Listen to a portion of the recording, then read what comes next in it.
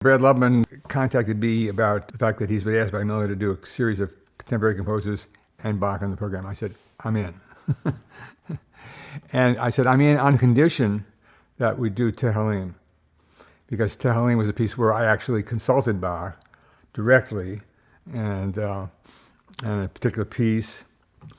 And so he went to the people at Miller, and they said, oh, great, So that's the program. Christlag and Todes Banden, the fourth cantata. At that point, I had been re-involved in Judaism, which began about 1984, 85. So it was now about 5, 6, 7 years later. And I said, well, if I'm going to set a text, I'm going to set a Hebrew text. Which text? Well, the Psalms are the A number one candidate because we know they were sung. And as a kind of bonus, it isn't known how they were sung in the West. The only Jews who sing Psalms who have an unbroken tradition are the Yemenite Jews. I'm not a Yemenite Jew. So I was free to compose with the text that I knew had to be sung. So it's good. So the first part of Tehillim, Hashemayim, Asaparim, Kavod, Kirel, is always double with clarinets. The women's voices are double with two clarinets from the beginning straight on through.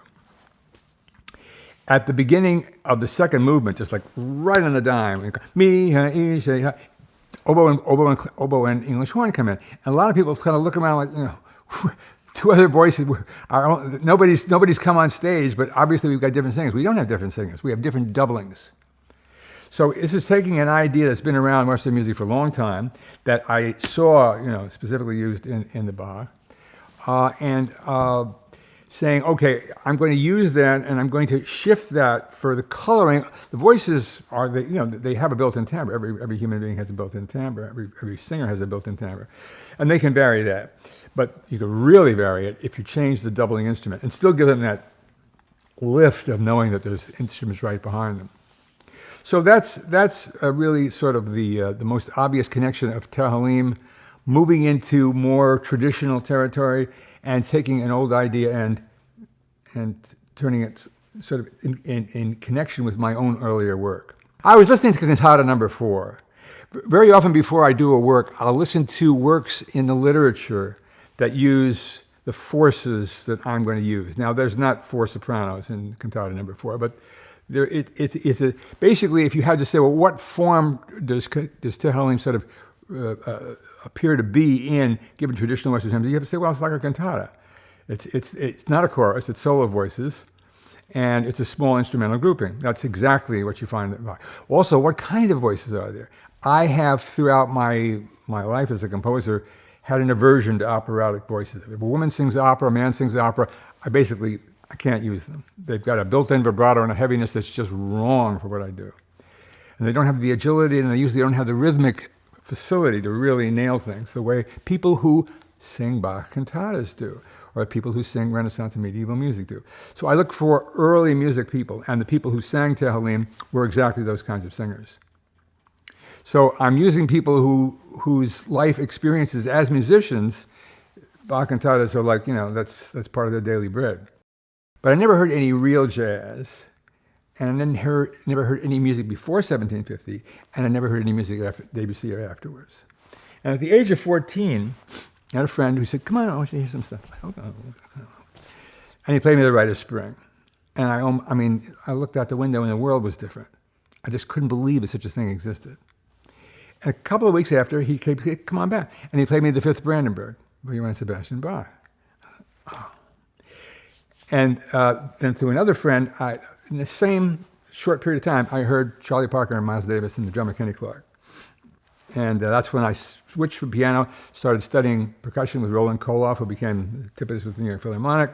And we formed a band, with me as a drummer. And I immediately started listening to Bach and before, and going back and back and back, and studying with Stravinsky and discovering Bartok and finally Schubert in that school and all that, and exploring and that's when music became my preoccupation. So Bach was part of my wake-up call to find out who I was. I'd never written a slow movement. Written everything at the same tempo. Piano phase, violin phase, 4 organs. These are pieces, just they went. Before Tehillim. Before Tehillim. Tehillim is a Tehillim is probably of the three best pieces I ever wrote. Music for 18 musicians, different trains, Tehillim. Certainly, those three are at the top of the heap. And Tehillim's not played enough. The other two are played. Tehillim's played, but it's not played as much as it should be because it's as good as anything I've ever written. I'm listening to this, and I'm going to write a slow movement.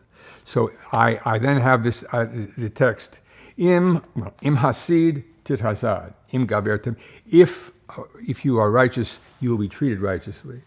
Im gabertem. If you're almost perfect or straightforward, then perfectly or straightforward. But imikesh, but if perversely, then perversely.